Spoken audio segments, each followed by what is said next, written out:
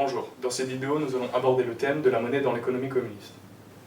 Dans notre première partie, nous allons aborder la notion du communisme, puis celle de la monnaie, et enfin du lien entre les deux. Puis, dans une seconde partie, nous expliquerons le rôle de la monnaie chez les communistes, sur le plan sociétal et sur le plan idéologique, en analysant les points de vue divergents de différents penseurs communistes. Qu'est-ce que le communisme ? Le communisme est une doctrine économique et sociale basée sur la propriété collective des moyens de production. Historiquement, qui prône la mise en commun des biens par la suppression de la propriété individuelle. C'est une doctrine qui pense que la société va s'améliorer et tendre vers une situation optimale portant le même nom. C'est une organisation sociale de la population par le biais d'institutions, de règles et de normes basées sur le fondement même du travail. Le communisme marxiste-léniniste, le communisme soviétique et le communisme chinois ont chacun un système politique, économique et social différent, même si les objectifs ultimes sont les mêmes. Qu'est-ce qu'une économie planifiée ? Dans la société communiste, la planification impérative de l'économie est extrêmement importante. En effet, c'est elle qui fixe les objectifs sur un an ou plus que la société doit absolument accomplir. Comment est apparue la monnaie ? Nous ne pouvons expliquer la genèse de la monnaie en parlant du communisme. En effet, pour cela, il faut analyser la monnaie dans les sociétés précapitalistes. Pour comprendre la monnaie dans le communisme, il faut passer par une approche institutionnelle. Dans ce contexte, la monnaie est une institution fondamentale, elle est un intermédiaire créé par l'homme, pour l'homme. Quelles sont les fonctions de la monnaie ? Il est bon de rappeler que les fonctions qui permettent de qualifier une monnaie, selon Stiglitz, correspondent à tout bien généralement accepté comme instrument d'échange, réserve de valeur et unité de compte. Quasiment toutes les monnaies qui ont existé, les sociétés acceptent ces fonctions. Mais dans les sociétés communistes, la monnaie n'a qu'une seule fonction, celle de l'unité de compte. Au sein de ce système, nous verrons que le rapport au marché est particulier. De plus, la monnaie est indispensable au planificateur pour l'agrégation. Quelle place occupe la monnaie chez les communistes ? La monnaie a un rôle important à jouer durant la phase de transition du socialisme au communisme, mais reste limitée à celui d'instruments de comptabilité au service du plan.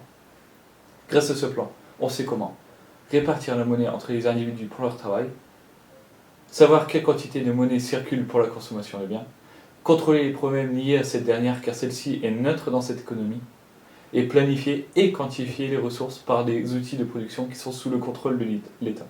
En quoi la fonction la plus importante de la monnaie marchande est-elle son rôle de mesure de valeur ?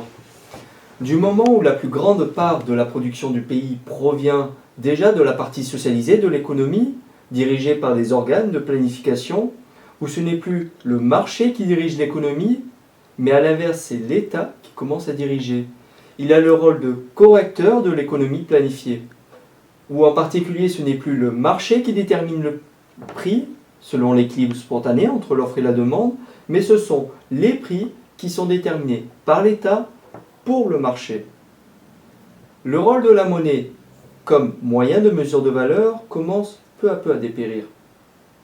La monnaie reste un moyen technique indispensable d'expression de la valeur compréhensible pour tous, bien que dictée par la comptabilité et la statistique de l'économie socialiste.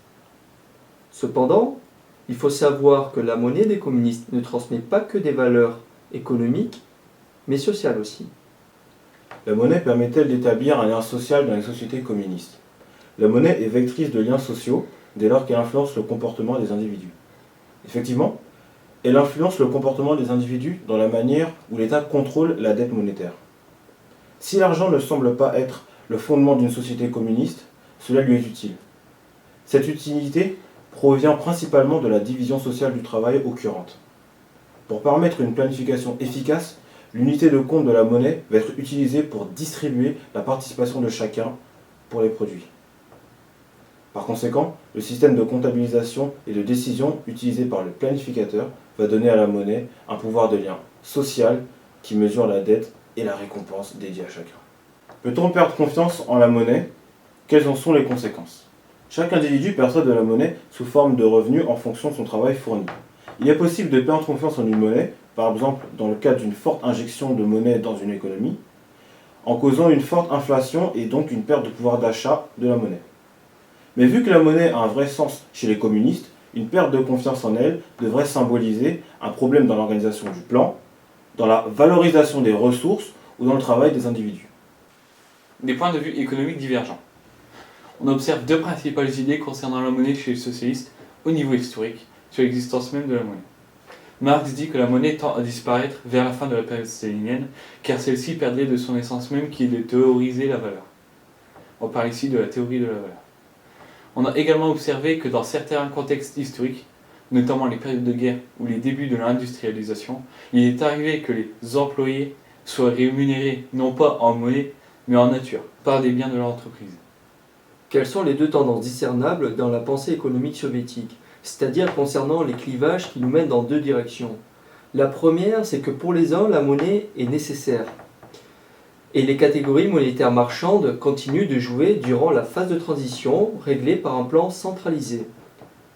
Pour les autres, la monnaie ne peut disparaître dans une économie évoluée, même dans un avenir lointain.